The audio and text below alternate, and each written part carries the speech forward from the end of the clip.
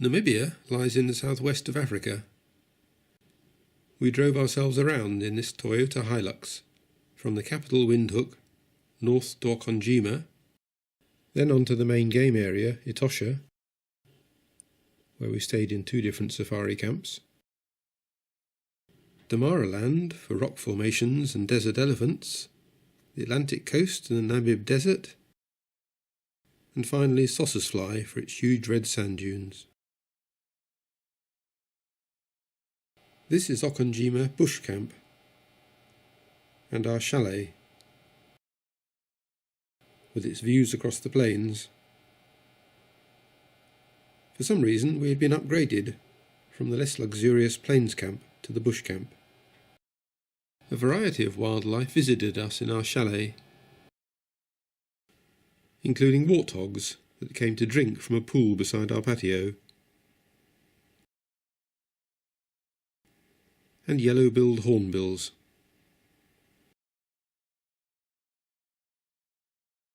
The main attractions at Okonjima are leopards and cheetahs, many of which have collars with small radio transmitters so that they can be tracked.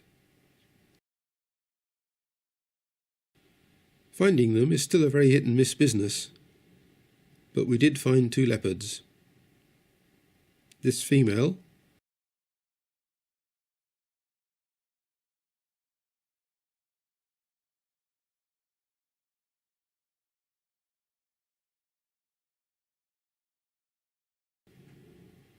and a male who wasn't happy about us being there.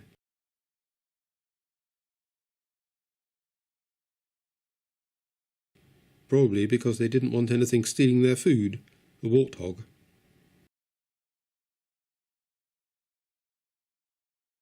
After dinner that evening, we went to a night hide and saw honey badgers and porcupines.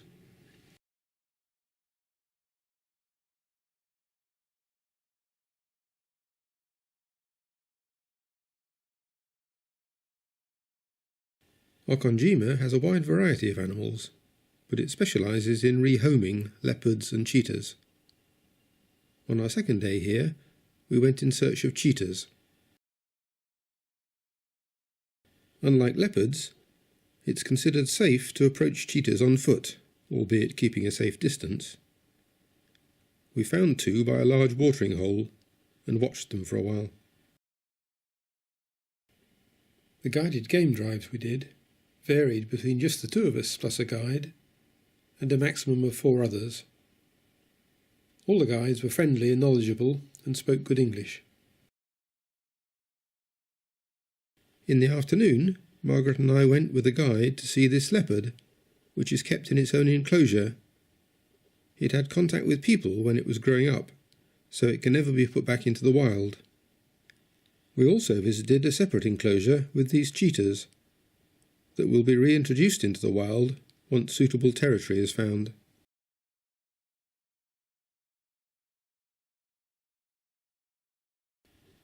This was our tent at Okonjima, a private game reserve just outside the eastern border of Etosha National Park. The land here is very flat and barren. It was the end of the dry season, so there had been no rain for several months, and the temperature was in the mid to high 30s. On our first afternoon here, we went on a guided game drive and found this lion and lioness, which proceeded to mate. They do this repeatedly every 15 minutes or so to make sure the female gets pregnant.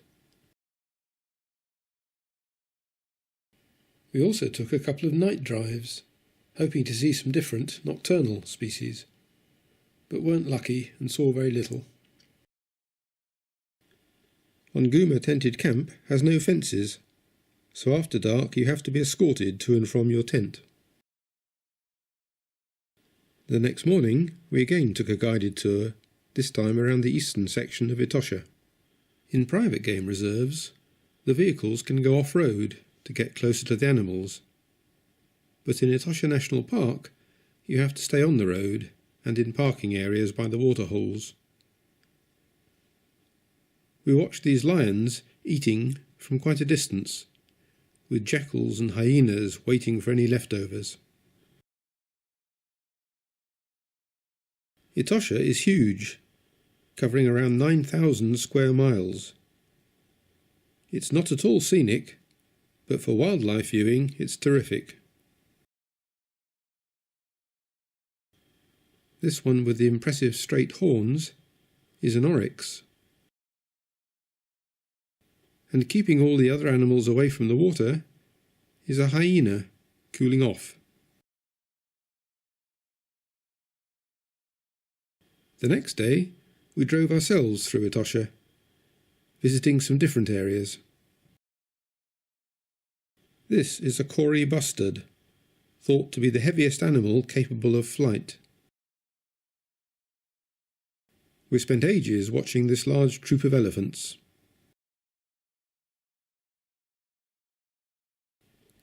We covered about 1,700 miles, mostly on gravel roads, during our 2-week trip.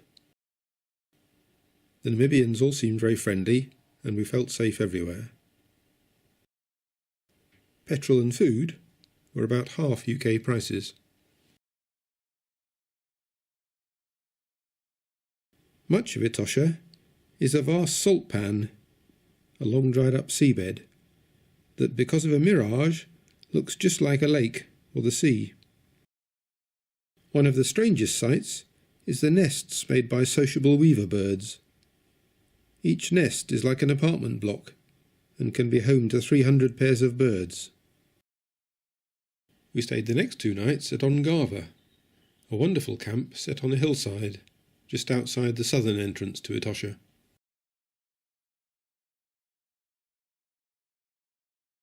On a guided game drive from Ongava, we saw this spotted eagle owl. And throughout Etosha, lots of different types of antelope, from the common impala to the smallest, this dik-dik, and kudu,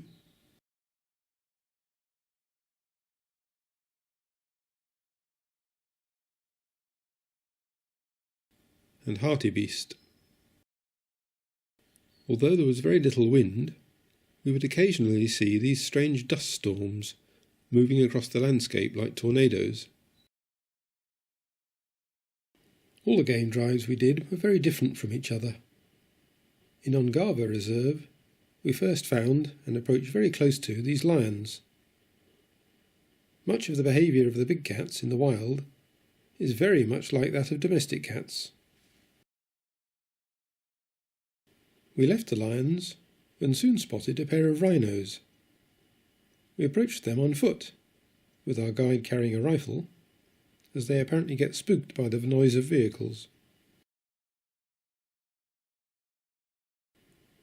While we were here, the lions we'd been watching earlier had killed a kudu.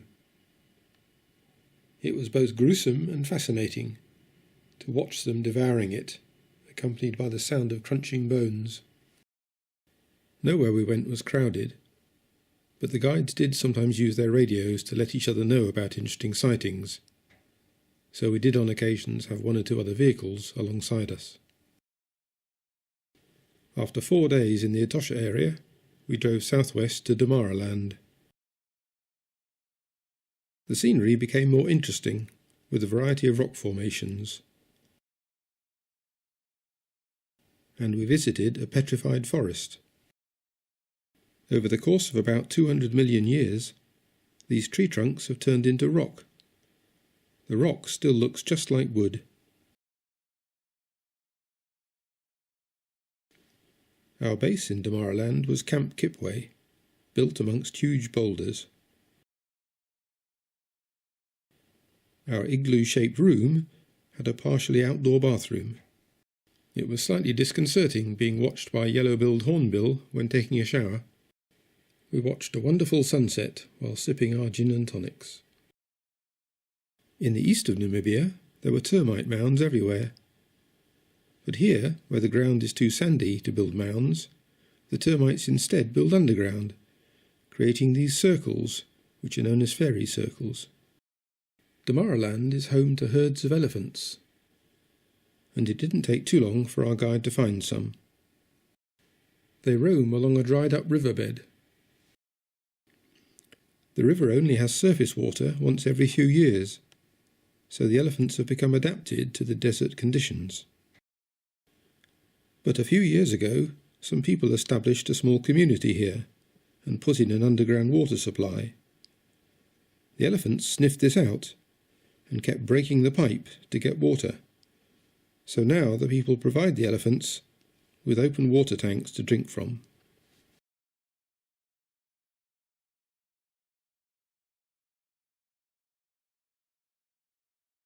Using a tree to scratch behind your ear is harmless enough, but much of the time the elephants are quite destructive, pulling down trees just to get at the seeds they eat.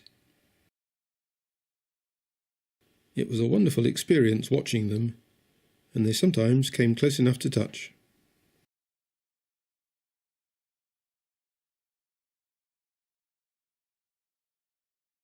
The other main attraction in Damaraland is the rock paintings at Twyfelfontein.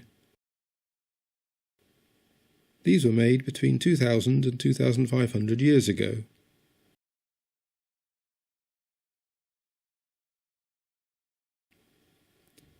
Nearby are some unusual angular rock columns known as organ pipes. From here we had a long and rather boring drive across featureless gravel plains to the Atlantic coast. This section of coastline is known as the Skeleton Coast because of the number of shipwrecks along it. But we were here to see the Cape Cross fur seal colony. It was an impressive sight, but the overpowering pungent smell didn't encourage us to stay very long.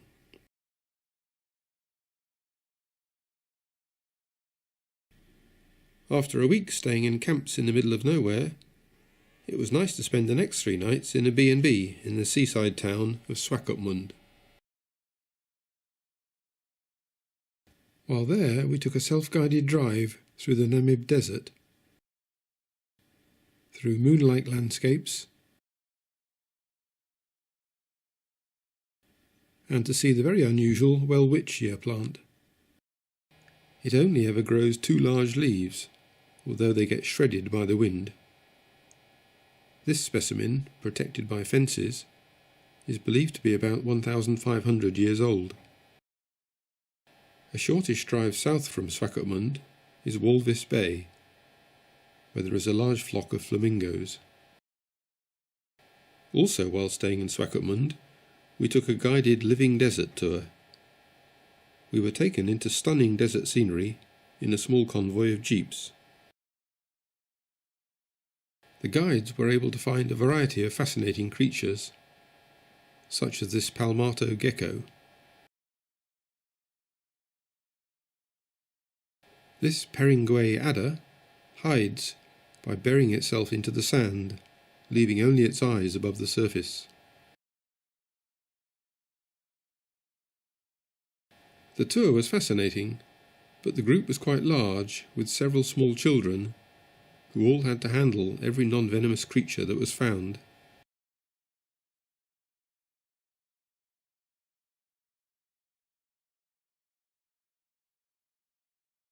This is a Namaqua chameleon, about to eat a grub.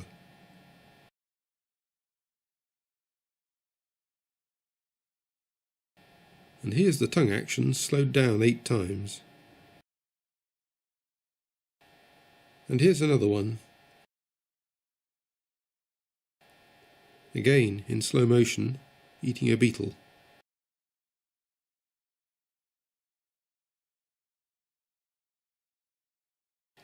From Swakopmund, we drove southeast through the Quiseb Canyon,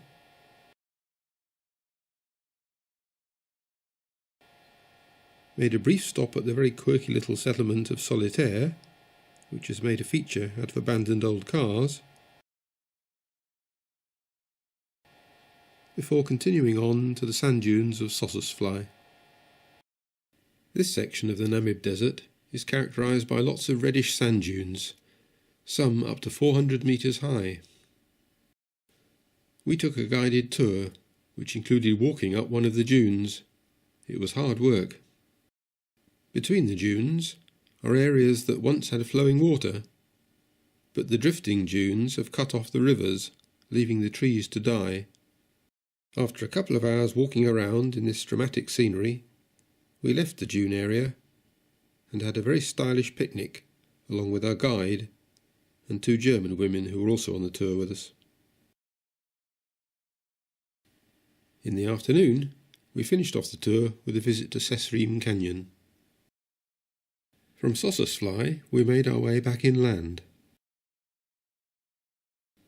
In this area, the sociable weaver birds, whose big nests we had seen in Etosha, were making their nests on top of telegraph poles. Other weaver birds are much more solitary. A single male has built all these nests in the hope that his prowess will attract a female. And that completed our wonderful round trip. Having covered 1,700 miles, we returned our Toyota Hilux twin-cab ute to Windhoek Airport and flew home.